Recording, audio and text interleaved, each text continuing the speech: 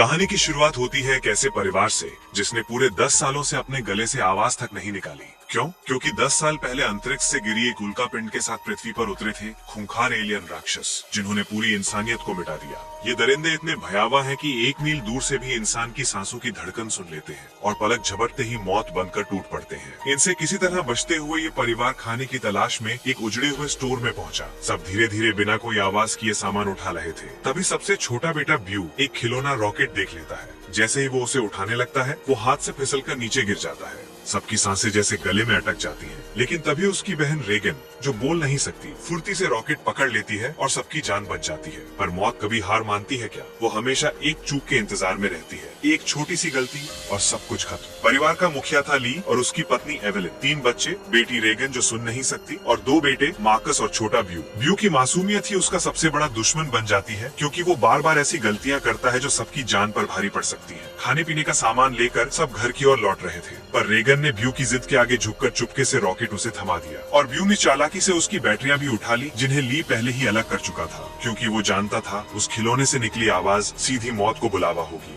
सब लोग एक लाइन पर चल रहे थे। ये लाइन रेत से बनी थी जो उनके घर तक फैली हुई थी। वे नंगे पांव उस पर चलते थे ताकि जरा सी भी आहट ना हो, लेकिन उन्हें क्या पता था कि उनके पीछे पीछे मौत भी उन्हीं कदमों पर चल रही थी। ब्यू बेहद खुश था। उसने रॉकेट में बैटरियां लगाईं और अचानक उसमें से संगीत बज उठा। रेगन तो सुन ही नहीं सकती थी, इसलिए उसका ध्यान नहीं गया, पर ली और एवेलिन जैसे ही आवाज सुनते हैं, उनका खून जम जाता है। अगले ही पल जंगल की खामोशी चीरता हुआ एक दरिंदा ब्यू की ओर बढ़ता है। ली पूरी ताकत से दौड़ता है, लेकिन उस राक्षस की रफ्तार गोली से भी तेज थी और एक ही पल में ब्यू को मौत निगल जाती है। 1 साल गुजर चुका है। परिवार अब इन हालातों में जीना सीख चुका है, लेकिन ये खामोशी अब और भी जानलेवा होने वाली थी। ली ने अपने घर में एक रिसर्च रूम बना लिया था, जहाँ उसने उस मॉन्स्टर के बारे में पूरी जानकारी हासिल कर ली थी। यह हमें पता चलता है कि वो खौफनाक मॉन्स्टर, जो बिल्कुल धीमी सी आवाज को भी कई किलोमीटर दूर से डिटेक्ट कर लेता है। अच्छी बात ये थी कि वो मॉन्स्टर पूरी तरह से अंधे थे, लेकिन उनके सुनने की ताकत इतनी तेज थी कि वे हवा में जरा सी वाइब्रेशन और धीमी से धीमी आवाज को भी महसूस कर सकते थे। अगर कोई इंसान जोर से सांस भी ले तो उसे भी महसूस करके ये मॉन्स्टर बिजली की रफ्तार से उसकी ओर दौड़ पड़ते थे और उस इंसान को कुछ ही सेकंड में खत्म कर देते थे। साथ ही साथ इन मॉन्स्टर्स की चमड़ी लोहे से भी ज्यादा मजबूत थी, जो उन्हें बंदूक की गोली और किसी भी हथियार से प्रोटेक्ट करती थी। दरअसल आज से 1 साल पहले ये मॉन्स्टर्स स्पेस से आए एक मेट्रॉइड के जरिए इस धरती पर आए थे। ये मॉन्स्टर्स इतने ज्यादा तेज रफ्तार थे कि कुछ ही वक्त में ये पूरी धरती में फैल गए थे और इस दुनिया से लगभग सभी इंसानों का नामो निशान मिटा दिया। इन मॉन्स्टर से बचने का सिर्फ एक ही तरीका था, और वो था बिल्कुल शांत रहना, जो कि ली और उसकी फैमिली ये राज जान चुके थे। इसलिए उन्होंने खुद की पूरी तरह से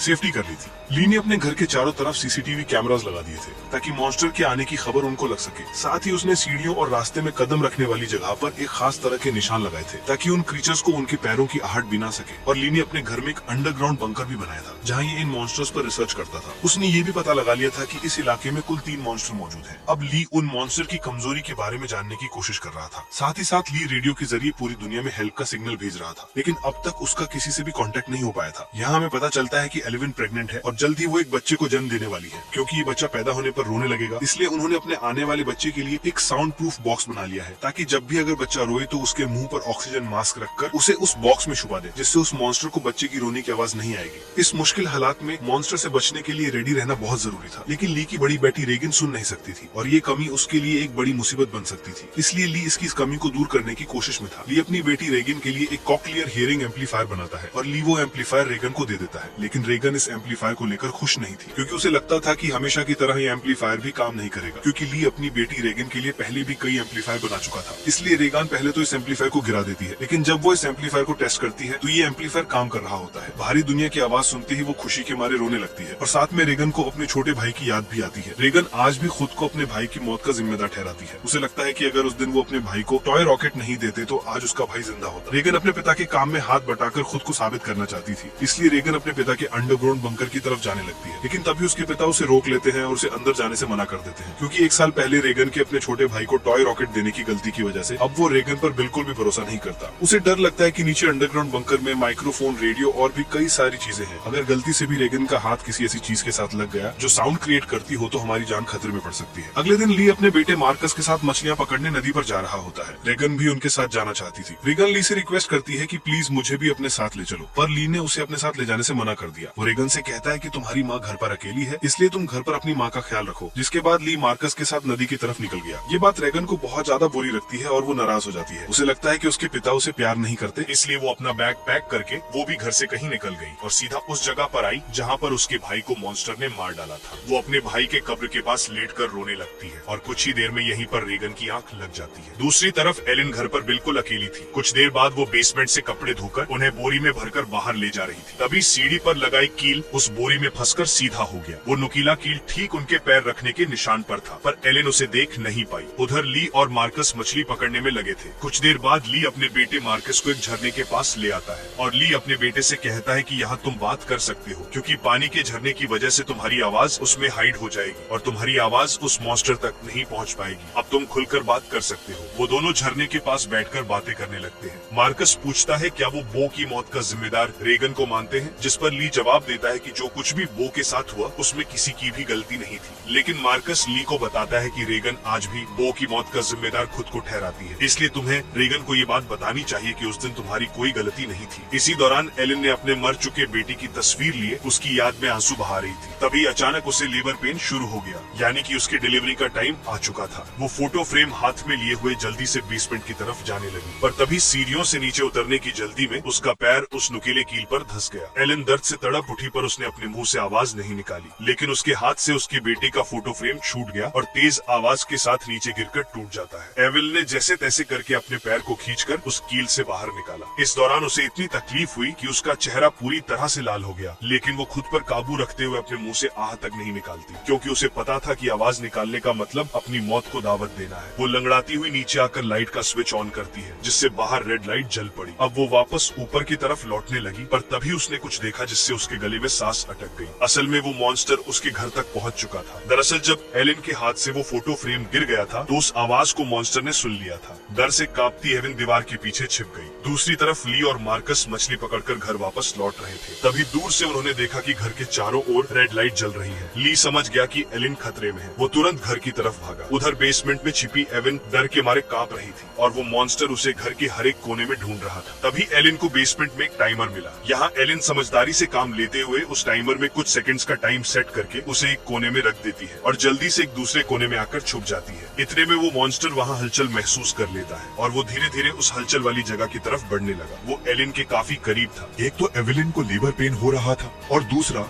उस मॉन्स्टर का डर था, लेकिन एविलिन अपने आप को पूरी तरह से कंट्रोल करके बिल्कुल चुपचाप बैठ जाती है। तभी टाइमर में अलार्म बजा, जिसे सुनते ही वो मॉन्स्टर तेजी से उस डायरेक्शन में भागा। मौके का फायदा उठाते हुए एविलिन जल्दी से अंडरग्राउंड बेसमेंट से बाहर निकली, पर वो जैसे ही मेन डोर से बाहर निकलने वाली थी तो उसने देखा कि एक और मॉन्स्टर घर के बाहर यहाँ वहाँ घूम रहा है, इसलिए एविलिन वहीं पर दीवार के साथ छिप गई। उधर ली मार्कस के साथ दूर से ये सब कुछ देख रहा था। ली समझ गया कि अगर मैं अपनी बीवी को बचाने के लिए घर पर जाऊंगा तो मैं अपनी बीवी को बचाने की बजाय हम दोनों की जान जा सकती है, क्योंकि उस मॉन्स्टर की बॉडी इतनी सख्त है कि उसे बंदूक से मार पाना इम्पॉसिबल है। इसलिए वो अपने पहले से बनाए हुए एक प्लान पर काम करने लगा। ली ने जल्दी से मार्कस को टॉर्च दिया और उसे जल्दी फ्लेयर रॉकेट चलाने को कहा, जो उन्होंने घर से दूर एक जगह पर पहले ही वहाँ सेट कर रखे थे। जिसके बाद मार्कस तेजी से रॉकेट की तरफ भाग निकला। दूसरी तरफ एविलिन ऊपरी मंजिल में मौजूद बाथटब में भाग आई। वो बहुत ज्यादा तकलीफ में थी। अब वो और ज्यादा देर तक बच्चे को रोक नहीं सकती थी। वो बस बच्चे को जन्म देने ही वाली थी कि उसकी सिसकियों की आवाज को महसूस करता हुआ वो मॉन्स्टर बाथरूम के करीब आ चुका था। एविलिन को समझ आ चुका था कि अब जिंदा बच पाना नामुमकिन है। तभी उधर मार्कस ने रॉकेट्स चला दिए, जिससे आसमान में तेज आवाज के साथ फ्लेयर्स शुरू हो गए, जिसे सुनकर वो मॉन्स्टर एविलिन को यहीं पर छोड़कर तेजी से उस आवाज की तरफ भागा और उसी पल दर्द को दबाए बैठी एविलिन जोर से चीख पड़ी, जिसकी आवाज रॉकेट्स के शोर में दब जाती है। ये रॉकेट्स का शोर और लाइट्स दूर से रेगन भी देख लेती है और वो घर की तरफ निकल पड़ती है। थोड़ी देर बाद ली बंदूक लेकर घर के अंदर आया। उसने देखा कि सीढ़ियों पर पैरों के खून के निशान लगे हुए हैं। वो उन निशानों का पीछा करते हुए बाथरूम तक पहुंच जाता है। वहां पहुंचकर वो देखता है कि बाथटब खून से लाल है। वो समझ गया कि एविलिन भी उस मॉन्स्टर का शिकार हो चुकी है। वो आंसू बहाता हुआ वहीं बैठ गया, पर तभी शावर रूम के कांच पर किसी ने हाथ रखा। वो कोई और नहीं बल्कि एविलिन ही थी। एविलिन ने इस मुश्किल हालात में भी खुद को संभाल कर एक बेटे को जन्म दिया था। एविलिन को जिंदा पाकर ली की आंखें खुली की खुली रह गई। अब इससे पहले कि बच्चे की रोने की आवाज आती, ली तुरंत एविलिन और बच्चे को उठाकर अंडरग्राउंड रूम में ले आया, जिसके बेसमेंट में उन्होंने बच्चे के लिए साउंड प्रूफ बॉक्स बनाया था। लेकिन बेसमेंट में घुसने से पहले ही बच्चे ने रोना शुरू कर दिया, जिसे सुनकर वो मॉन्स्टर तेजी से उनकी ओर आने लगा। ली जल्दी से अंडरग्राउंड रूम में घुसा और दरवाजे को एक मोटे मैट्रेस से ढक दिया। ली ने फौरन बच्चे के मुंह पर ऑक्सीजन मास्क लगाया और उसे बॉक्स में बंद कर दिया, जिससे उसके रोने की आवाज बंद हो गई। तब जाकर उन दोनों ने राहत की सांस ली।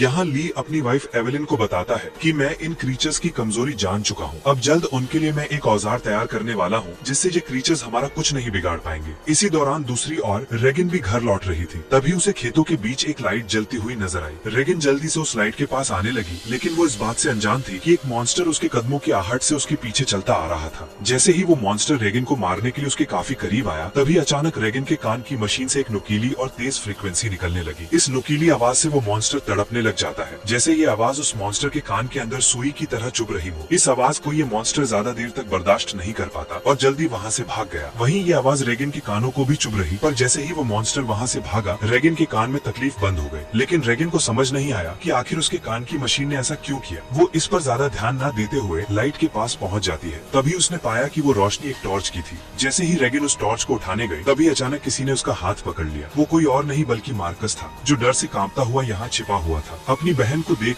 मार्कस की घबराहट दूर हो गई। वो रेगिन से कहता है कि मैं झाड़ियों से छुपकर तुम्हें देख रहा था, तुम्हारे पीछे वो मॉन्स्टर भी आ रहा था। लेकिन पता नहीं वो मॉन्स्टर तुम्हारे करीब आते ही अचानक भाग गया। ये सुनकर रेगन बहुत ज्यादा डर जाती है, क्योंकि उसे ये भी पता नहीं था कि उसके पीछे मॉन्स्टर आ रहा है। वहीं दूसरी तरफ एवलिन को अपने बच्चों की चिंता हो रही थी। वो ली से कहती है, मुझे डर लग रहा है कि कहीं उस मॉन्स्टर ने मेरे बच्चों को खा नहीं लिया हो, तुम जल्दी से मेरे बच्चों को ढूंढ लाओ। इसीलिए ली अंडरग्राउंड रूम में अपनी वाइफ और बच्चे को सुलाकर वहाँ से बाहर निकलता है। पहले वो यहाँ वहाँ खतरा ढूंढने लगता है, मगर अब वो मॉन्स्टर भी वहाँ से जा चुका था और उसने पूरा घर तहस नहस कर दिया था, जिससे वहाँ मौजूद पानी का एक पाइप भी टूट गया था और पानी सीधा नीचे अंडरग्राउंड रूम में जा रहा था। लेकिन ली का इस पे ध्यान नहीं गया और वो बच्चों को ढूंढने खेतों की ओर निकल पड़ा। इस दौरान उधर मार्कस और रेगन अनाज रखने वाली टंकी के ऊपर छिपे हुए थे और आग लगा लेते हैं, ताकि इस आग को देखकर उनके पिता यहाँ आ जाए। ली भी अपने बच्चों को यहाँ वहाँ ढूंढने लगता है। कुछ देर बाद पानी के शोर से एवलिन की आंख खुल जाती है। उसने देखा कि पूरा बेसमेंट पानी से भर चुका था। पानी ऊपर से झरने की तरह बहकर नीचे आ रहा था। इतने में एवलिन की नजर अपने बच्चे की बॉक्स पर पड़ी। वो बॉक्स खुला हुआ था, पर वहाँ से बच्चे की जरा सी भी आवाज नहीं आ रही थी। एवलिन जैसे ही बॉक्स के पास जाने लगी, तभी उसे बॉक्स के पास ही सामने से एक मॉन्स्टर नजर आया। उसे देखकर एवलिन बहुत ज्यादा घबरा गई। एवलिन को लगा कि शायद मॉन्स्टर ने उसके बच्चे को खा लिया है, क्योंकि एवलिन को वो बॉक्स तो नजर आ रहा था, लेकिन वो बॉक्स उससे काफी दूर था। इसलिए वो बॉक्स के अंदर देख नहीं सकती थी कि बच्चा अभी भी जिंदा है या फिर मॉन्स्टर ने उसे खा लिया। इसलिए वो धीरे धीरे बॉक्स की तरफ बढ़ने लगी। तभी वो मॉन्स्टर भी पानी में उतर जाता है। लेकिन एवलिन जब बॉक्स के करीब पहुंची तो उसने देखा कि उसका बच्चा सही सलामत है। बदकिस्मती से बच्चे ने आवाज नहीं किया था, जिस वजह से उसकी जान बच गई थी। वो अपने बच्चे को लेकर एक कोने में आकर चुपचाप खड़ी हो गई, पर वो मॉन्स्टर मौत बनकर एवलिन के पास ही मंडरा रहा था। अगर बच्चे के मुंह से जरा सी भी रोने की आवाज निकलती तो उनकी मौत पक्की थी। दूसरी तरफ रेगन और मार्कस अपने पिता का इंतजार करते करते थक चुके थे। रेगन को लगता है कि उनके पिता उन्हें बचाने के लिए नहीं आएंगे और वो अकेले ही घर जाना चाहती थी। लेकिन मार्कस को अपने पिता पर पूरा यकीन था। अपनी बहन को जाता देखकर मार्कस उसे रोकने की कोशिश करता है, लेकिन जैसे ही वो अपनी बहन को रोकने के लिए आगे बढ़ता है तो अनाज की टंकी का दरवाजा खुलकर वो उसके अंदर गिर जाता है। गिरते वक्त मार्कस के मुंह से तेज आवाज निकल जाती है, जिसे सुनते ही वो मॉन्स्टर जो एवलिन को घर में ढूंढ रहा था वो फौरन उस आवाज के पीछे भाग पड़ा, जिससे एवलिन तो बच गई, लेकिन अब मार्कस की जान खतरे में पड़ गई। अनाज से भरी वो टंकी दलदल की तरह थी, जिसके अंदर फंसा मार्कस बाहर आने के लिए जितना जोर लगा रहा था उतना ही वो उसके अंदर धंसता जा रहा था। यहाँ रीगन टंकी का दरवाजा तोड़कर उसे नीचे अनाज में फेंक देती है और खुद भी टंकी में कूद जाती है। मार्कस जैसे ही अनाज में डूबने वाला था, रीगन उसे पकड़कर बाहर निकाल देती है और ये दोनों दरवाजे के ऊपर बैठ जाते हैं, जिससे उनकी जान बच जाती है। लेकिन इन दोनों की हलचल को मॉन्स्टर ने सुन लिया था, इसलिए वो मॉन्स्टर खेत के रास्ते से तेजी से होते हुए टंकी की तरफ बढ़ता है। ली मॉन्स्टर को तेजी से टंकी की तरफ जाता हुआ देखकर समझ जाता है कि उसके दोनों बच्चे अनाज की टंकी के पास है। रीगन ने मार्कस की जान तो बचा ली थी, लेकिन उसका कोई फायदा नहीं होने वाला था, क्योंकि इतने शोर शराबे के बाद मौत का साया तेजी से उनकी तरफ बढ़ रहा था। अगले ही पल वो मॉन्स्टर भी टंकी के अंदर कूद पड़ा। वो उन दोनों को मारने के लिए जैसे ही आगे बढ़ा, तभी रीगन के कान की मशीन से एक बार फिर एक नुकीली आवाज निकलने लगी। ये आवाज उस मॉन्स्टर के लिए बहुत ही ज्यादा पेनफुल होती है, इसलिए वो बिना उन्हें मारे वहाँ से निकल जाता है। रीगन और मार्कस मौत के मुंह से बाल बाल बच गए और टंकी से बाहर निकल आए। बाहर ली भी उन्हें ढूंढता हुआ आ पहुंचा था। वो अपने बच्चों को सही सलामत देखकर बहुत खुश होता है। इस दौरान एवलिन भी ये सब कुछ सीसीटीवी रूम से देख रही थी। तभी ली को पता चलता है कि अभी भी वो मॉन्स्टर यहाँ आसपास है। उसने बच्चों को फौरन सामने मौजूद गाड़ी की ओर भेज दिया और खुद एक कुल्हाड़ी उठाकर आसपास नजरें दौड़ाने लगा, लेकिन वो क्रिएचर ठीक उसके ऊपर होता है। ली जैसे ही पलटकर पीछे देखता है, वो मॉन्स्टर उसे अपने पंजे से मारकर दूर फेंक देता है। अपने पिता को तकलीफ में देखकर मार्कस ली को आवाज देने लगता है। आवाज सुनकर मॉन्स्टर को मार्कस की पोजीशन का भी पता चल जाता है। वो मॉन्स्टर अब मार्कस और रेगन की तरफ बढ़ने लगा, लेकिन तभी एक बार फिर रेगन की कान की मशीन से फ्रीक्वेंसीज निकलने लगी। वो आवाज रेगन को भी चुभ रही थी, इसलिए रेगन ने अपनी कान की मशीन को ही ऑफ कर दिया। लेकिन ये उसकी सबसे बड़ी बड़ी गलती थी। इस मशीन से जो फ्रीक्वेंसी निकलती थी वही फ्रीक्वेंसी उस मॉन्स्टर की कमजोरी थी जिसे वो बिल्कुल भी बर्दाश्त नहीं कर सकता था। लेकिन अनजाने में रेगन ने मशीन को बंद करके अपनी ही मौत को दावत दे दी। अगले ही पल वो मॉन्स्टर कार पर झपट पड़ा और मार्कस तक पहुंचने की कोशिश करने लगा। इसी दौरान उधर ली होश में आ गया। अपने बच्चों को खतरे में देख वो समझ गया था कि मॉन्स्टर से लड़कर वो कभी भी मॉन्स्टर को मार नहीं सकता, इसलिए अब उसे सिर्फ एक ही रास्ता नजर आया। उसने रेगन को इशारों में बताया कि मैं तुमसे बहुत ज्यादा प्यार करता हूँ, मैंने तुम्हें कभी भी बो की मौत का जिम्मेदार नहीं ठहराया है और मेरे होते हुए तुम्हें कुछ नहीं हो सकता। जिसके बाद ली जोर से चिल्लाने लगा। उसे सुन वो मॉन्स्टर ली की तरफ दौड़ पड़ा और एक ही झटके में उसे चीर फाड़ कर रख दिया। अपने पिता को मरता हुआ देखकर रेगन को बहुत ज्यादा दुख होता है, क्योंकि पहले उसे लगता था कि उसके पिता उससे प्यार नहीं करते, लेकिन अब उसे रियलाइज हुआ कि वो गलत थी। ली को मारने के बाद वो मॉन्स्टर वहाँ से चला जाता है। दूसरी तरफ एलिन भी ये सब कुछ सीसीटीवी के जरिए देख रही। तब रेगन उसी वक्त गाड़ी स्टार्ट करके अपने भाई के साथ घर आ पहुँचती है। एलिन ने अपने बच्चों को सही सलामत देखते ही सीने से लगा लिया। तभी एलिन ने देखा कि वो मॉन्स्टर एक बार फिर से उनकी तरफ आ रहा है, जिसके बाद ये लोग जल्दी से घर के अंदर चले जाते हैं, जहाँ मार्कस और रेगन अपने छोटे भाई को देखते हैं। रेगन देखती है कि उसके फादर उसके कॉक्लियर इम्प्लांट के लिए कितनी मेहनत कर रहे थे। अब वो अपने फादर को बहुत ज्यादा मिस करने लगती है। कुछ देर बाद वो मॉन्स्टर उनके घर घुस आया। एलिन यहाँ बंदूक तान कर उसके सामने खड़ी हो गई।